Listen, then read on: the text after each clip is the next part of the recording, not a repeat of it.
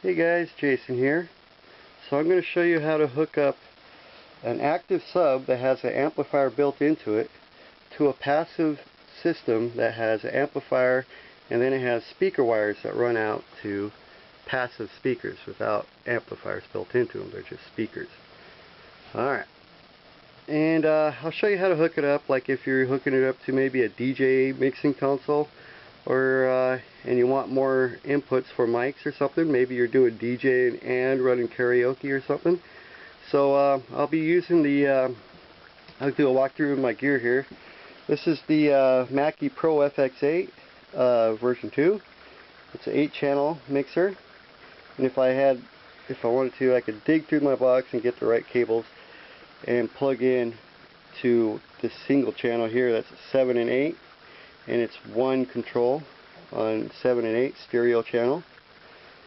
So I could do that, but right now, just for purposes of maybe if you were thinking that these might be like microphones coming in or anything, but right now it's just coming in off my computer. But I'm just using this as a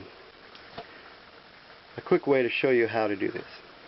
So here's my mixing board, the Mackie. I got a GTD Audio T8500. This is the biggest amp I could find for, you know, multi-purpose amp. I could use it for running the monitors for our band, or I could run it for just doing what I'm doing right here, just hooking up a couple of little speakers in my man cave. And then this is the Rockville RBG18S. This is the powered 18-inch subwoofer, and it rocks. I mean, it's a great subwoofer, and why would I go with a powered subwoofer and everything else passive? And the reason is, I'll come back here and I'll show you. For the price, this subwoofer comes with an amplifier built into it.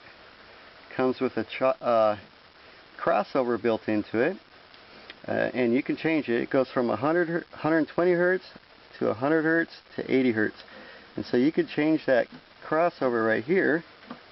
Then it's also got a boost option that makes more of the highs coming out go to the highs and a little less lows out of the sub, or you can flip it down, and it has extended low frequency, which means it has more lows coming out of the sub and less lows coming out of the highs or your other speakers. So this actually's got a lot of options. It's got a polarity switch here, so you can change the polarity of the sub just by pushing that switch. So and then it's got a gain control on the back of it, and it's got RCA inputs on it, and it's got XLR inputs on it, and then it's got XLR outputs. So these, if you had other powered speakers, like a set of Rockville powered 15s, you can come just right out of here and go right up to your 15s if you wanted to, if they were powered.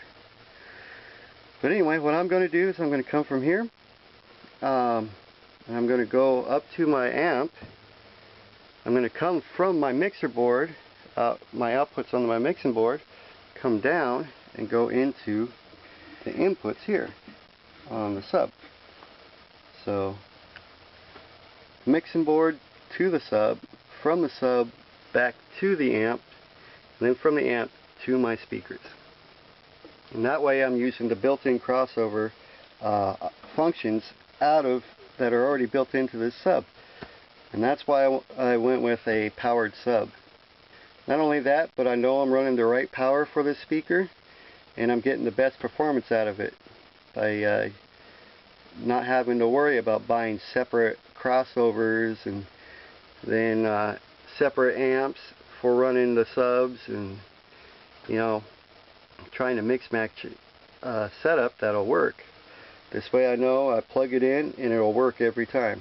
All I have to do is adjust the gains and for the different size shows, and watch my clip light. Make sure you don't clip it. It has built-in limiter and stuff that'll keep itself from blowing up, but during a show, if you're pushing it too hard and the sub kicks out because you're overworking it, that you lose your bass and it sounds kind of funny at the show. So anyway, let's get hooking this up. Right now you see I got all the power wires already plugged in, even from the sub down here. So all I have to do now is run my XLR cables and plug in everything, and then plug in my 1/4 inch jacks. These are speak-on adapters. Since I don't want to break out my speak-on cables, I'll just use the adapters and use my regular 1/4 inch inputs on the back of this.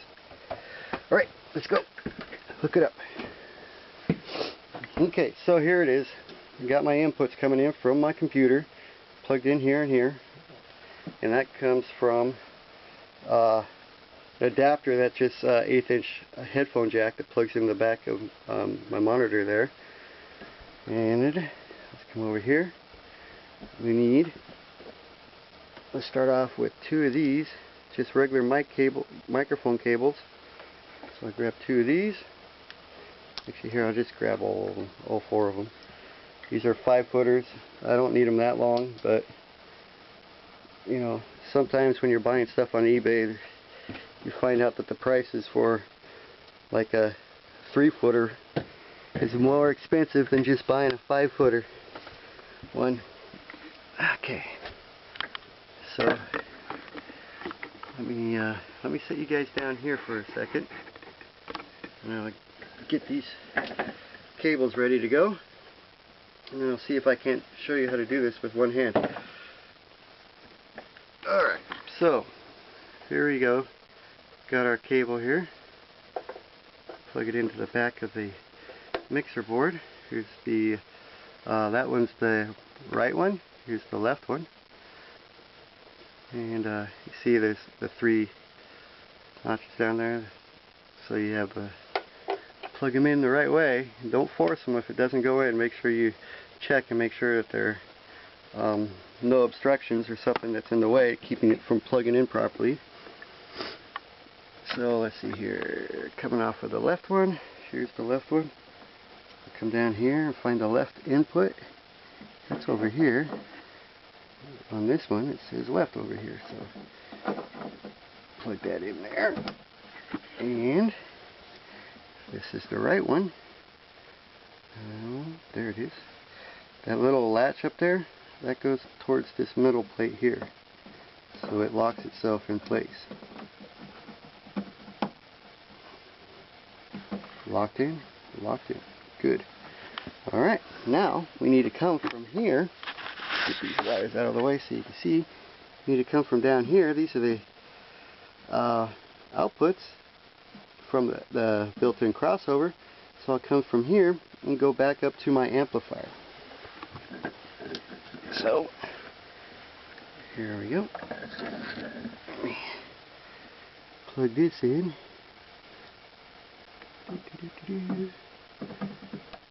There. Let me plug that in there. I really like this Rockville subwoofer. This thing rocks. I guess that's why they call it Rockville, right? But it really adds a lot to our live band and just DJing or karaoke music playing. So here we go. Just come right in here, plug it into my amp. Make sure I got it. And when you make these connections, make sure you do it nice and tight. Wiggle them, make sure they're all the way in, because that could cause troubles when you're trying to figure out why maybe one side isn't working or something. Okay, so we'll come over here. We'll grab my speaker cable. Oh, I should just look at it, not through the screen of the camera, but just what I'm doing here. Alright, and then I'll grab my other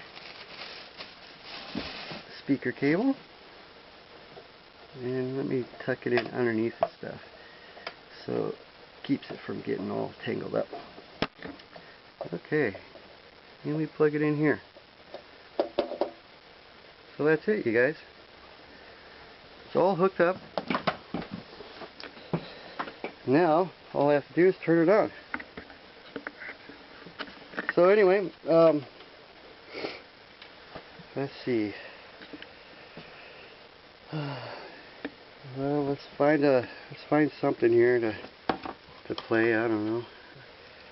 So I'll make another video and I'll show you me testing it. Alright, talk to you in a little bit. Bye.